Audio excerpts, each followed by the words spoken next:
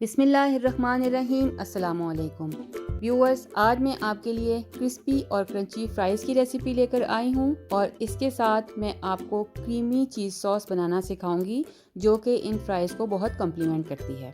इस रेसिपी को एज आ T time snack या फिर बच्चों के लंच बॉक्स के लिए भी यूज़ किया जा सकता है। तो चलिए फिर इसको बनाना स्टार्ट करते हैं। इसके लिए मैंने हाफ़ kg आलू ले लिए, उनको वॉश करने के बाद मैंने छील लिया। अब हम इनकी कटिंग करेंगे। इसके लिए मैं आलू की चारों तरफ से ट्रिमिंग करूंगी। आलू को चारों तरफ से ट्रिम कर लेने के बाद अब मैं एक जैसी थिकनेस के स्लाइसेस कट करूंगी और अब इन स्लाइसेस से फिर मैं स्क्वायर शेप के स्ट्राइप्स कट कर लूँगी जैसे कि हमें फ्राइज़ के लिए चाहिए होते हैं। कटिंग करते वक्त इस चीज़ का ख्याल रखें कि तमाम स्ट्राइप्स एक जैसी काटें, एक ही साइज़ की काटें ताकि इनका कुकिंग टाइम सेम रहे। कटिंग कर लेने के बाद इनको 2 से 3 मरतबा पानी में से मैंने वॉश कर लिया और फिर उसके बाद इनको पानी में मैंने डिप करके रख दिया। अब दूसरी तरफ पैन में मैंने पानी उबलने के लिए रख दिया है। इसमें मैं 1 टेबल स्पून सॉल्ट ऐड करके मिक्स कर रही हूँ और पानी के उबलने का वेट करूँगी। देखिए पानी बॉईल होने लगा। अब मैं इसमें पोटैटोज़ ऐड कर रही हूँ। अब इस उबलते हुए पानी में मैं इनको 5 मिनट के लिए कुक करूँगी। एग्जैक्ट 5 मिनट के बाद मैंने इनको पानी में से निकाल लिया और उसके बाद इनको मैं ठंडे पानी में डिप करूँगी। ठंडे पानी में डिप करना ज़रूरी है क्योंकि हमें इनको जितना कुक करना था हमने कर लिया। अब क्योंकि हमें इनकी कुकिंग स्टॉप करनी है तो इसका टेम्परेचर लो करने के लिए हमें इनको ठंडे पानी में ऐड करना है।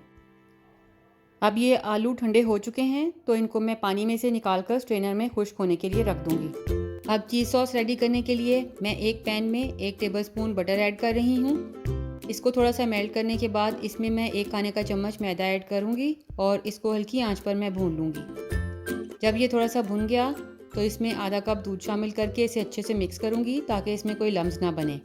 इसके बाद इसमें मैं 1/4 टीस्पून सुरख मिर्च ऐड कर रही हूँ और इसके बाद इसमें मैंने 1 टीस्पून भर के हॉट सॉस ऐड कर दी। फिर 1/4 टीस्पून सॉल्ट ऐड कर दिया। सॉल्ट आप अपने टेस्ट के हिसाब से एडजस्ट कर सकते हैं।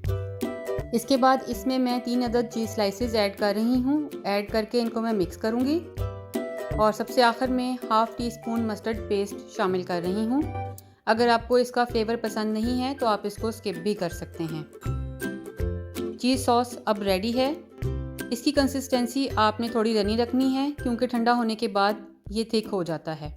तो अगर आपको लगे कि चीज़ सॉस थिक हो गई है तो इसमें थोड़ा सा दूध शामिल करके इसकी कंसिस्टेंसी को आप बिल्कुल परफेक्ट बनाएं।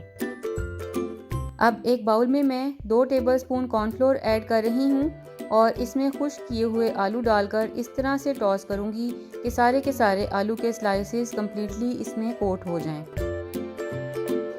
अब एक बर्तन में मैं 2 अंडे तोड़ रही हूँ और इनको फेंट लूँगी।